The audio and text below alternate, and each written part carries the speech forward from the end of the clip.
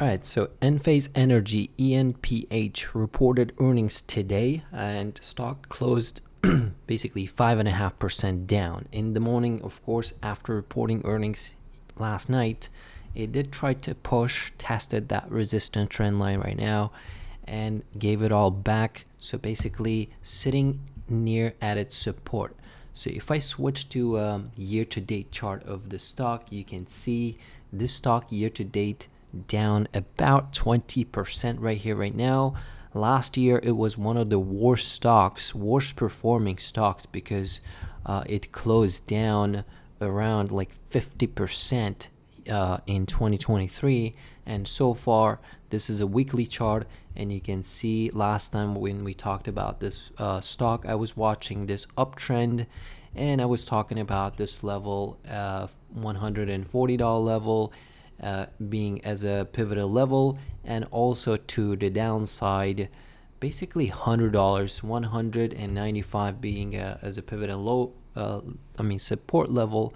So right here right now, one thing to, everybody's watching that, right? Everybody's keeping an eye on US bonds, treasury yields, what's going on. You can, I watch TLT, and you can go take a look at other like expiration dates, right? Whatever you like. But in short, anything like from short term, from 2 year, from 10 year, 20 year, whatever you're gonna look, they're yielding very, very high yield, and a lot of capital is parked there. So as soon as these yields go down, you will see people going and buying the risky assets like this.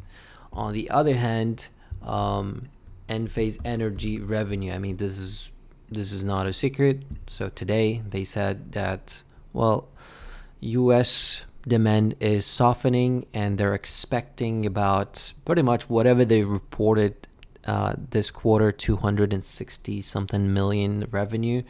They're seeing for Q2 their guidance about the same revenue, and this is their chart for the revenue. You can see quarterly revenue decline from all the way at its high, it was generating per quarter like 725 million to 250, 300, 263. So that's the revenue. That's what they reported. And in terms of technicals, well, let's have a look at daily chart, what I was watching. I'm going to bring up moving averages at the same time, where it rejected.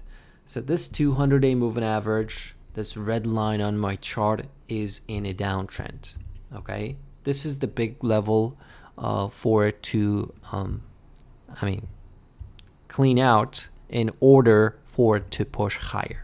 So as soon as we get back above this level, which is at the moment 120, and then 50 days 118, 119, that's where it rejected today.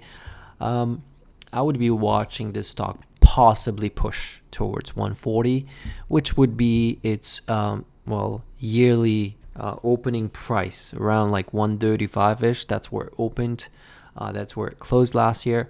So, but at the same time, this is a $14 billion stock, okay? So if it clears these levels, it can definitely go test its 180 level, and it would put the stock around 20 billion, okay? But at the same time, to the downside, if it goes below $100 level, it can certainly go back to test its last year, basically 52-week lows of 73, basically 75. That would be like 30% drop. 30% drop from $14.5 billion stock. It's very, very easy. It can do that. So these are the upside and downside levels I'm watching. Currently, I'm bearish as long as bond yields stay high. So we will see what Fed is going to say. Basically, one more week left until FOMC. So we'll see what they say, and we'll see how bonds react. But so far, right here, right now, yields are stab-born, despite basically overall market having sort of like a relief bounce, and also like IWM trying to have a relief bounce. So it's basically any rate sensitive and any small cap stock is basically waiting for the Fed to hint some sort of basically help. So that's the video. That's what I'm watching. That's the update. Don't forget to like, subscribe. See you in the next update.